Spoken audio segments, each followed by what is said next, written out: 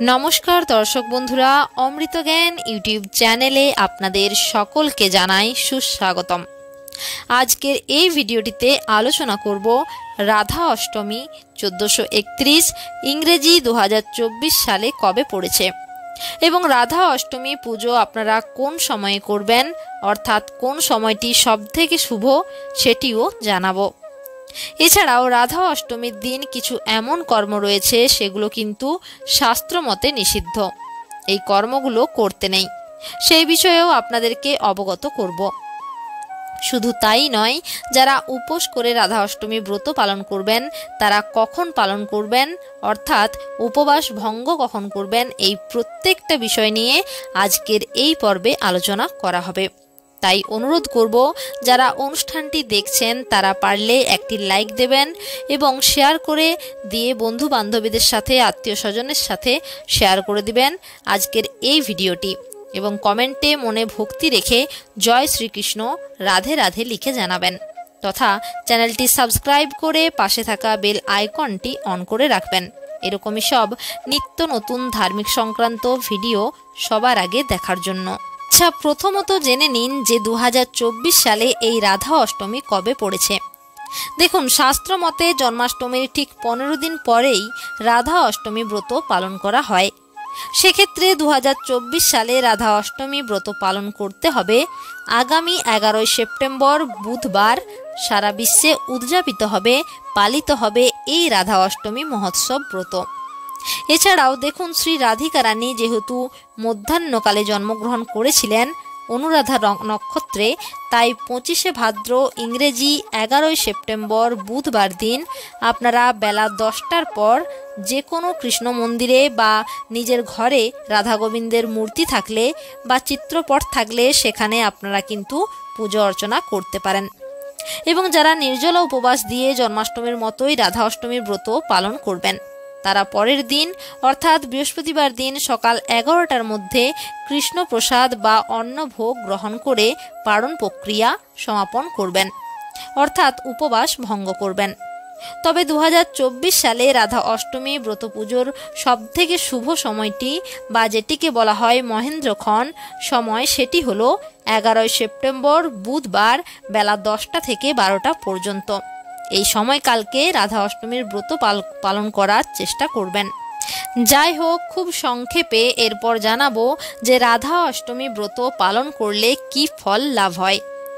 দেখুন, এক্ষেত্রে বলবো শ্রীকৃষ্ণের জন্মাষ্টমীর 15 দিন পরেই রাধা অষ্টমী ব্রতটি পালন করা হয় এবং যারা শ্রীকৃষ্ণের জন্মাষ্টমী ব্রত পালন করেছেন তাদেরকে অতি অবশ্যই রাধা অষ্টমী ব্রত পালন করতে হবে, নতুবা অষ্টমীর পুণ্য ফল কখনোই লাভ করা যায় না।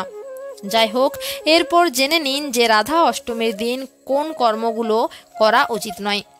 নাম্বার 1, রাধা অষ্টমী তিথি চলাকালীন আপনারা কিন্তু ভুল করেও তুলসী গাছে স্পর্শ করবেন না, কোনোরূপ তুলসী পাতা আপনারা কিন্তু তুলবেন না।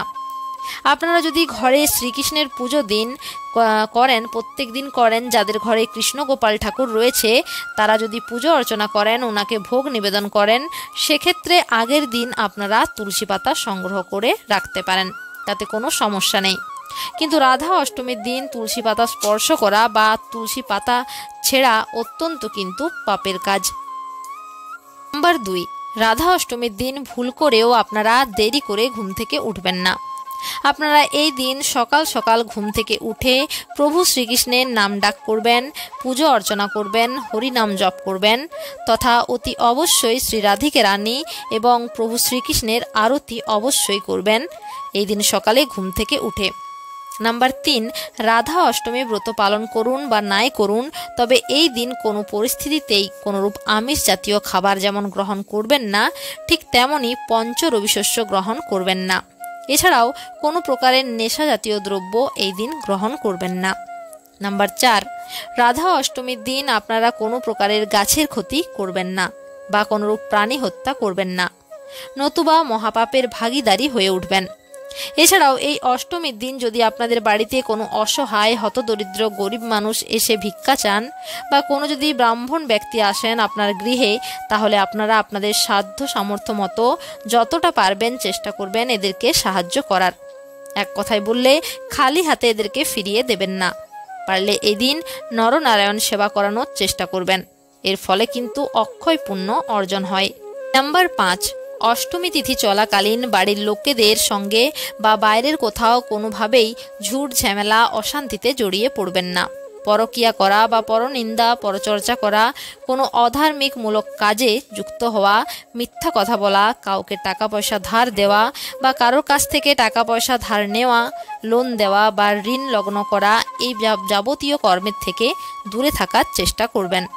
এছাড়াও এই দিন স্বামী স্ত্রীর মধ্যে সম্পর্ক স্থাপন করবেন না। দেখুন, রাধা অষ্টমী অত্যন্ত পবিত্র একটি তিথি। এটিকে ভাদ্র মাসের শুক্লপক্ষের অষ্টমী তিথি বলা হয় এবং শ্রীকৃষ্ণ এবং রাধিকা রানী পৃথক নয়। শ্রীকৃষ্ণের বাম অংশ হলো শ্রী রাধিকা রানী। সুতরাং আপনারা যদি রাধিকা রানীকে মন থেকে মানতে পারেন, তিনি এমনিতেই শ্রীকৃষ্ণের আশীর্বাদ প্রাপ্ত হয়। সুতরাং এই দিন এই বিষয়গুলো একটু মাথায় রাখবেন এবং এই কাজগুলি করা থেকে নিজেদেরকে বিরত রাখার চেষ্টা করবেন। যাই হোক, আজকের ভিডিওটি এখানেই শেষ করলাম। সবাই ভালো থাকুন, সুস্থ থাকুন, ঈশ্বরের কাছে এই কামনা করি। নমস্কার, ধন্যবাদ।